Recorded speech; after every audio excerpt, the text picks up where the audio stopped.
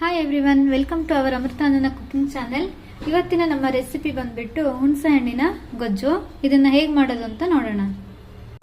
ಹುಣಸೆ ಹಣ್ಣಿನ ಗೊಜ್ಜಿಗೆ ಬೇಕಾಗಿರೋ ಮೈನ್ ಇಂಗ್ರೀಡಿಯೆಂಟ್ಸ್ ಏನು ಅಂದ್ರೆ ಹುಣಸೆ ಹಣ್ಣು, ಇದನ್ನ ನೀರಲ್ಲಿ ನೆನೆಸಿಟ್ಟಿದ್ದೀನಿ. ನೆಕ್ಸ್ಟ್ ಒಂದು ಈರುಳ್ಳಿ, ಇದನ್ನ ಸಣ್ಣಗೆ ಹೆಚ್ಕೊಬೇಕು. ನೆಕ್ಸ್ಟ್ ಒಂದು 3 ಹಸಿಮೆಣಸು, ಒಂದು 7ರಿಂದ 8 ಕರಿಬೇವಿನ ಸೊಪ್ಪು, ಸ್ವಲ್ಪ ಕೊತ್ತಂಬರಿ ಸೊಪ್ಪು, ಅರ್ಧ ಸ್ಪೂನ್ ಸಾಸಿವೆ, ಅರ್ಧ ಸ್ಪೂನ್ ಉದ್ದಿನ ಬೇಳೆ, 1/4 ಸ್ಪೂನು ಅರಿಶಿನ. ಇವಾಗ ಮಾಡೋದು ಹೇಗೆ ಅಂತ ನೋಡೋಣ. ಗ್ಯಾಸ್ ಹಚ್ಚಿ ಎಣ್ಣೆ ಬಾಂಡಿನ ಇಟ್ಟಿದ್ದೀನಿ. ಇದಕ್ಕೆ ಒಂದು 4 ಸ್ಪೂನು ಕೊಕೊನಟ್ ಆಯಿಲನ್ನು ಯೂಸ್ ಮಾಡ್ತಾ ಇದ್ದೀನಿ. ನೀವು ಮನೇಲಿ ಯಾವ ಆಯಿಲ್ ಇರುತ್ತೋ ಅದನ್ನ ಯೂಸ್ ಮಾಡ್ಬೋದು.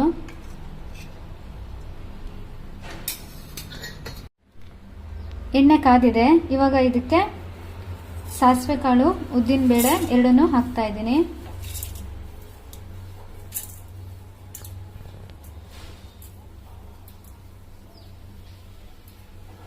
ಈಗ ಇದಕ್ಕೆ ಹೆಚ್ಕೊಂಡಿರೋ ಹಸಿಮೆಣಸು ಮತ್ತೆ ಈರುಳ್ಳಿನ ಹಾಕ್ತಾ ಇದ್ದೀನಿ.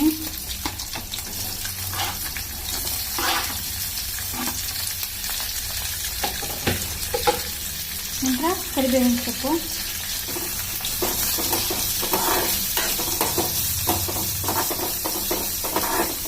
ಅರಿಶಿನ ಪುಡಿನೂ ಹಾಕ್ತಾ ಇದ್ದೀನಿ.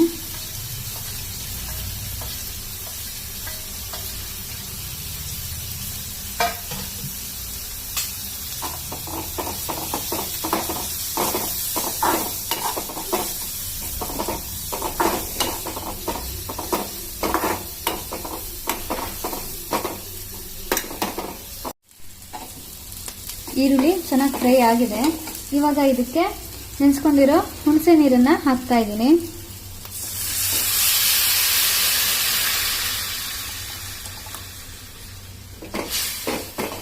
ಇದು ಚೆನ್ನಾಗಿ ಕುದಿಬೇಕು. ಈಗ ಇದಕ್ಕೆ ಉಪ್ಪನ್ನ ಹಾಕಬೇಕು, ರುಚಿಗೆ ತಕ್ಕಷ್ಟು ಉಪ್ಪು.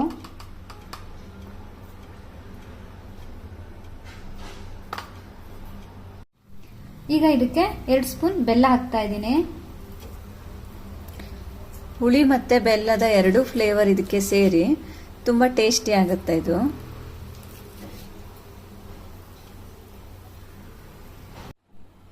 ಇದು ಚೆನ್ನಾಗಿ ಇವಾಗ ಕುದಿಬೇಕು.